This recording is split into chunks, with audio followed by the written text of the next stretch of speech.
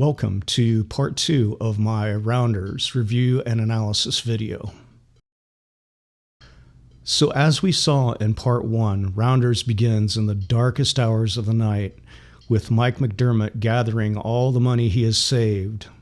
He proceeds to Teddy KGB's underground card room, which is highly secure and presumably secret. Give me 3 stacks of high society. This apparently means 3 racks of chips, with each rack containing $10,000 worth of poker chips.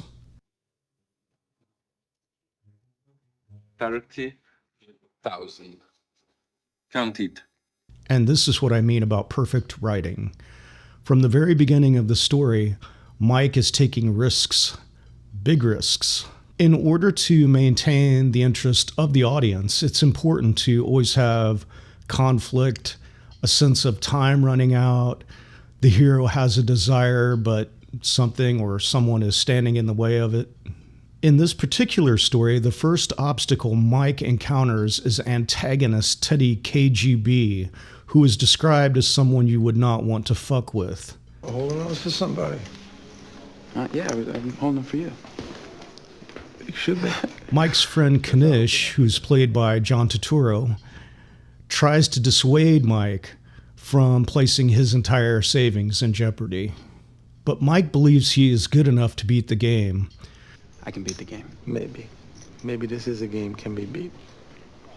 The writers here initiate a question that continues through the entire story.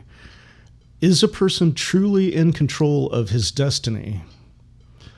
Throughout the screenplay, Mike will continue to argue that he is in control of his destiny, while all the other characters in the story will argue and demonstrate that he is not.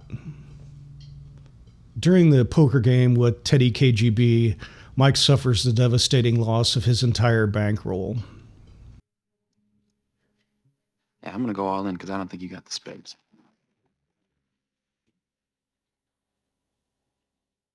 You're right.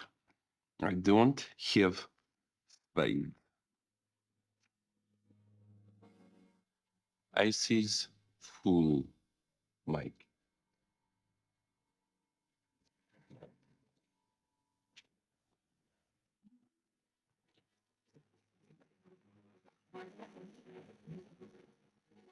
Mike is so hurt by this, he vows he has finished taking risks.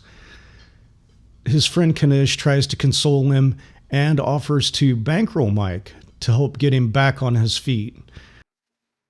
You'll be back in the game before you know it. I'm done. I'm at it.